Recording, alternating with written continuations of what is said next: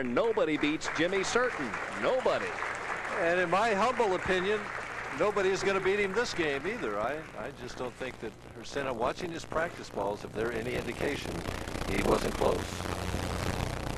Hriscina, the number 1 seed, and he gets a break in the first, and he'll take the strike. Maybe he was just saving it, you know. I've seen guys do that. Earl Anthony used to do that. He'd never strike in his practice balls. They'd turn the lights on. It was 2:30. Well, he always did that on purpose to give the opponent the feeling that perhaps he had an edge. A false sense of security. That's exactly right. Jimmy Certain averaging 226.33 on the championship round pair as he starts the championship game with what else? A strike. Well, a little more pressure on Certain now I mean, now he knows if he wins this game, he wins the tournament. I mean, the title's on the line right here, and it's between two excellent senior players. Averaging 226 on this pair tonight, so. What a difference a day makes. It's amazing, isn't it? Different attitude, different bowling ball. Trying to double up, put the heat on Hirscina quickly, and he does. Certain right now is in the groove. He's in the zone, or whatever they call it, but he has definitely got it going right now. He's in the strike zone. Just above the knees. And under the letters. Huh? That's it.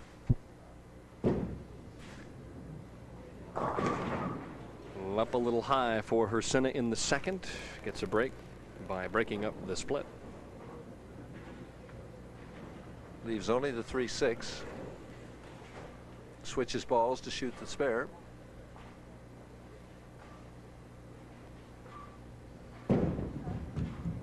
An outstanding player who really has blossomed here on the PBA Senior Tour, although a la John Handegard, John Hirscina with a 4-6 record in championship round play. Since last year, he's lost weight. He's started to work out, lift weights. He's even stronger and trimmer. I tell you, he ripped the finger holes out of that shot and slaps out the 4. The 9-pin went exit stage left, so at least he's been striking on the left-hand lane. But that ball still hooked early and looked like it was going high. As hard as John can throw, I have to watch this one to see if it rolled out, because it bites right there. It looks like it's going high, and it almost rolled out right there at the end. Certain up by 10, looking to make it 20. Well, he gave that a lot of room. See, when Jimmy gives his ball room, it hooks back to the pocket. When Hriscina gives his room, it goes high. Is that equipment or roll? I think it's both, but I think it's roll right now. Jimmy is kind of giving it this little fan shot that he gives, and the ball is getting down the lane. It hits that dry area and just hooks right back to the pocket.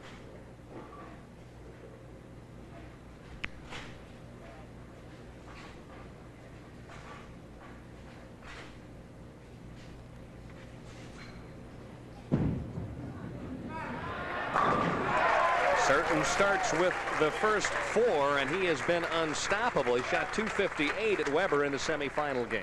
Right.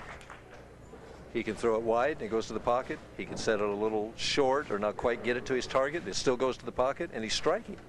What more can you ask for? He has to strike here. And he does. He responds. Sometimes you find a little something as the match goes on. Maybe he's found some kind of feel with his hand or the speed. A double for Hirscina in the third and the fourth. Out of Franklin, Pennsylvania. Can cut it to 10. And does. Bouncing back nicely. Susan looks on and happy with that last development. Well, she looks serious, doesn't she? I would.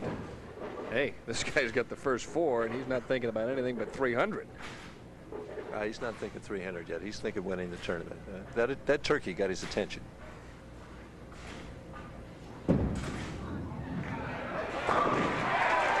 gets a few more, though. He'll start thinking about 300. Well, he may not be thinking about it, but I am. Well, he's got 5, looking to get to the halfway point.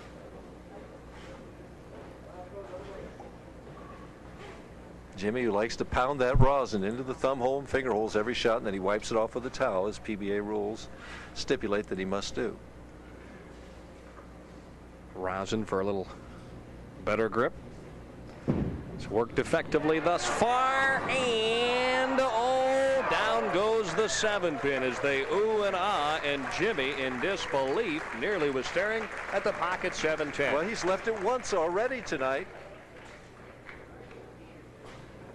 Again, we've seen this shot before. It hit about 12 or 13, out to about 6. Now watch the 5 and the head pin. And they both go in front of the 7, but the 7 does fall. And he makes the 10-pin. Now for Hirscina, who works on 3 in a row. He steps up in the 6th and would love to continue the string. He can take the lead with 2 strikes. Boy, he gave that a lot of room. And it went back to the pocket. Reminiscent of so many of those Durbin strikes through the years. So many, right, yeah. A familiar face in the crowd here in St. Charles, Jerry Baltz, the executive director of the National Bowling Hall of Fame and Museum. If you are ever in the St. Louis area and you're a bowling fan, even if you're not a bowling fan, right across the street from Busch Stadium is the Hall of Fame. It's worth your time and effort. And Hirscina comes back strong and has taken the lead here in the title by match. 1 pin. The match is on, Denny. Suddenly going from freewheeling and way ahead, now finds himself trailing. And we're in the 8th frame.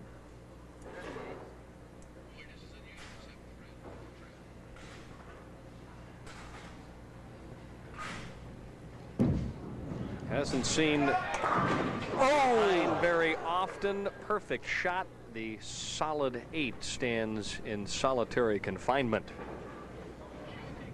Ouch. What they say happens is that the head pin hits the 2 and the butt hits the 5. We go so fast we can't see it. So that when the 5 pin is already moved, so when the ball goes through there, it takes the 5 straight back off the 8.